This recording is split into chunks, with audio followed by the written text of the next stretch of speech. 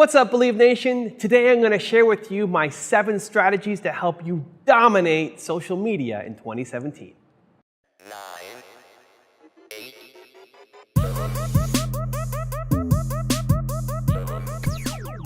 So I recently got asked to do an interview about my thoughts on where social media was going in 2017 because I was featured in Forbes magazine as one of their top 40 social marketing talents. And so I shared my thoughts and then thought to myself, I should share with you guys so you can dominate your social media in 2017 too. So here are my 7 ways. Number 1 is small business will eat brands. From all the brands that I've seen, they really suck at social. The content sucks. There's a lot of production quality in it. It looks fantastic, but they miss the authenticity and they miss the storytelling and they miss the heart. And this is your chance. Guys, everybody's on social. It's such an amazing way to drive traffic, to drive attention, to drive customers for your business. It'll increasingly in 2017 be one of the primary drivers for any entrepreneur in your company, and it's your chance to stand out. For entrepreneurs, this has always been, like your story, your authenticity has always been the way to stand out. If you have a website that looks super corporate and boring because you're trying to compete with the big guys, you're always gonna lose. Because if you look the same as one of the big guys, the only reason I'm gonna go with you is because of price. And that's not the game you wanna be in. You should be able to charge a premium for what you do because I can connect with you on a personal level. I love your story, I love your passion, I love your commitment. I feel like I'm gonna get better service with someone who actually cares than going to the big company. And because authenticity and storytelling is how small companies win, now you have the platform to go out and win at a bigger scale. Now it's not just relying on people to visit your website or meet you at a trade show. You can do it through content, through YouTube videos, through your Twitter, through Snapchat, through Instagram. All these different platforms give you the ability like never before to reach an audience with your authentic story and passion in a way that brands can't. The brands are boring. Use that to your advantage to win and beat them. Number 2 is video is going to dominate. Video is going to become more and more and more and more important. And it's not just YouTube. We have Snapchat, we have Instagram stories, we have Twitter get into video. Everybody's getting into video. The formats might be different lengths, doesn't matter, but video is going to be more and more and more and more and more important. Everybody has a device now to be able to record video and high quality video. And so being able to practice your storytelling in front of a camera, to share your expertise, to show off why you love doing what you're doing so much, to be positioned as the expert in your industry is going to become so much more important. And I really encourage you guys to start practicing your video storytelling. Again, this is an easy way to stand out because you interview somebody at a big brand, at a corporation, their videos they're so bad. There's no connection. They don't know what it's like actually dealing with a customer, where you do. You feel the customers every single day, where some manager at some big company doesn't. And so video is an amazing opportunity for you to stand out. The people who are gonna win are either the ones who have great storytelling, right? Can be authentic, can answer questions, can connect their passion through the camera, and also the ones who might be more gearheads, who can focus on the 360 video, who can focus on the 4K and 8K, right? Have something different. You don't need to be at the high end. This is enough. Your phone is enough. If you're passionate and you're an expert, sharing that content is enough to make me feel that connection to you and make me want to buy from you. The other thing in video that we're going to see more of is live. Everybody's pushing live. People want to see behind the scenes, which is a big advantage for entrepreneurs because when it's live, people don't expect the production quality. If somebody's just snapping some videos or doing Facebook Live, they expect it to be from a phone. You don't need to have a camera crew. You don't need to have the lights set up and expensive gear and 5 people around you holding different microphones. You don't need any of that. The costs have come down to 0. The costs have come down to this. Right? You have it. You have the same ability as every big brand to win in live video, and it's only going to be more and more and more and more and more and more and more and more and more important. So start doing it ASAP. Number 3 is mobile first will win. You have to be paying attention to mobile. look at your website. Look at where people are coming from. Look at the past 5 years. No matter what industry you're going to be in, you'll see that mobile is taking up a greater chunk of your visitors. And in the next 12 to 24 months, it may be almost all of your business. And so it depends on the industry. For some companies, it's already the #1 traffic source. For some, it's 30% or 40%, but it's getting there. And so if you're thinking about your next website or your next social media post that you're going to be putting up, you have to be thinking mobile first. I'm in a process of redoing my website for both businesses. You should be looking at yours. Don't just assume that people are going to be using a desktop forever and optimize around that or a laptop. It has to be mobile. The companies that are going mobile first are going to win. It's only going to get more important. Start now. Don't lose out. Don't be here in 18 months and wondering why your business tanked, where when I go to your website on a mobile phone, it looks like crap and I can't find your information, right? You need to plan for mobile first.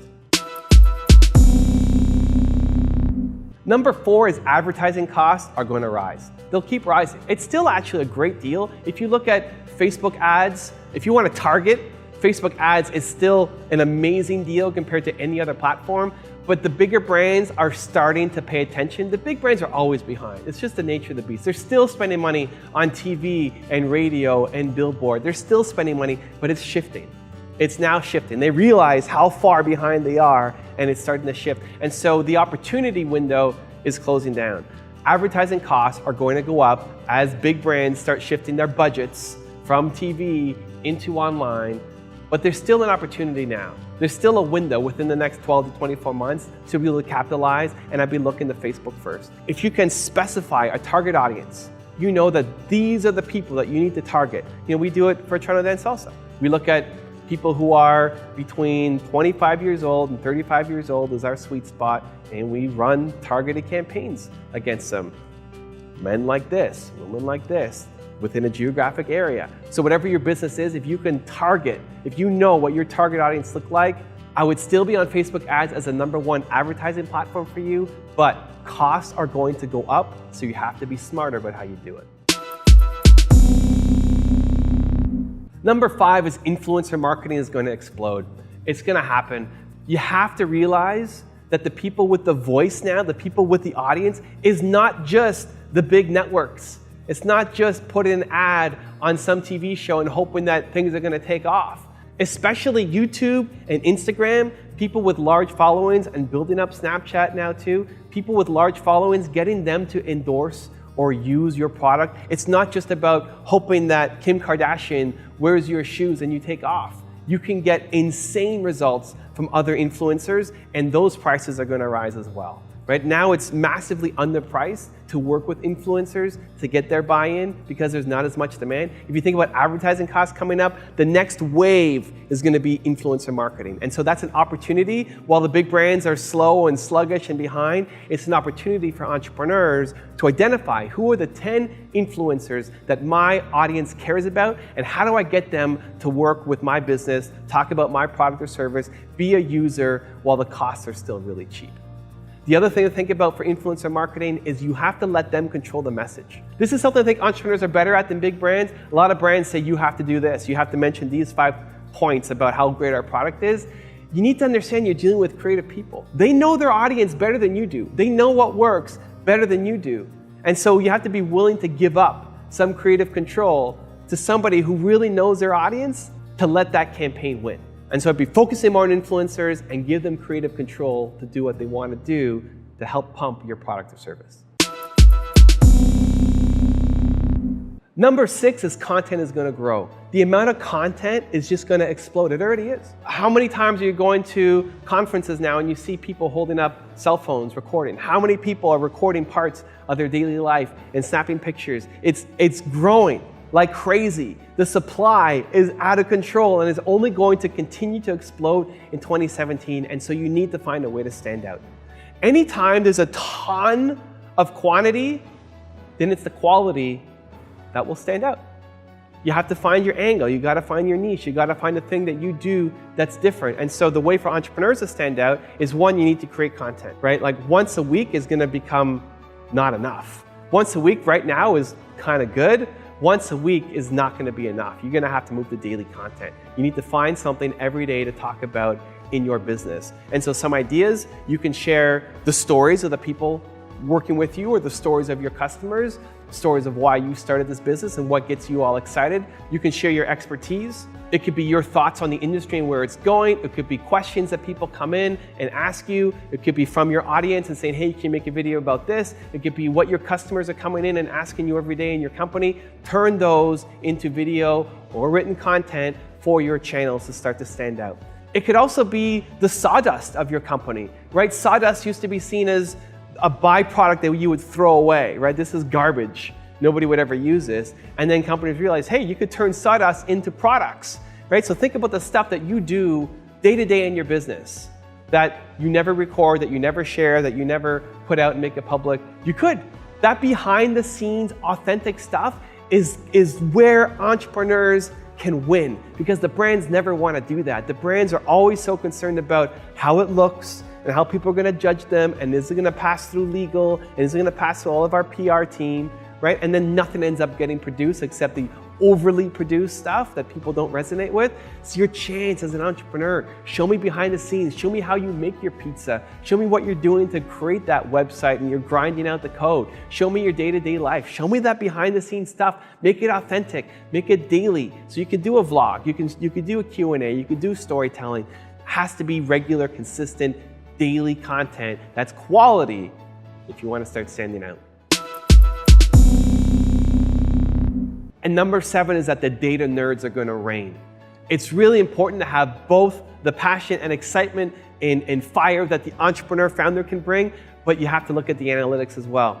The people who were so focused on SEO and driving website traffic and conversion optimization, all of that data geek stuff, you're going to have to bring to your social channels as well. Understanding how to hack the YouTube algorithm, understanding how to place Facebook ads and have it generate a return on investment.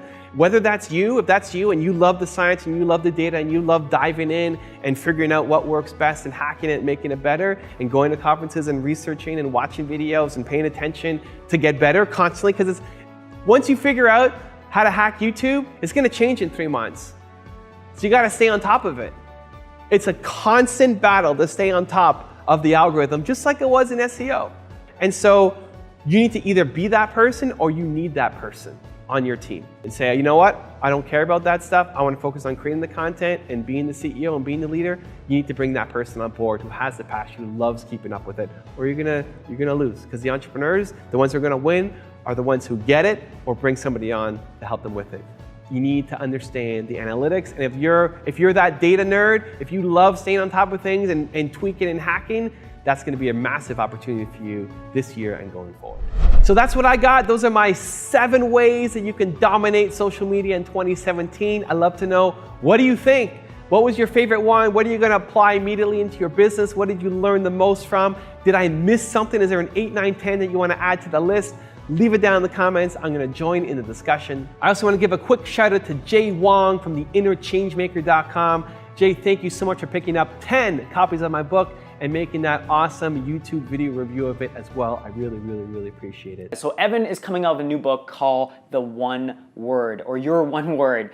And it's the idea of that if we pick one word, that is what our whole branding is about. It's what our whole story is going to be about. So thank you guys again for watching. I believe in you. I hope you continue to believe in yourself and whatever your one word is. Much love. I'll see you soon.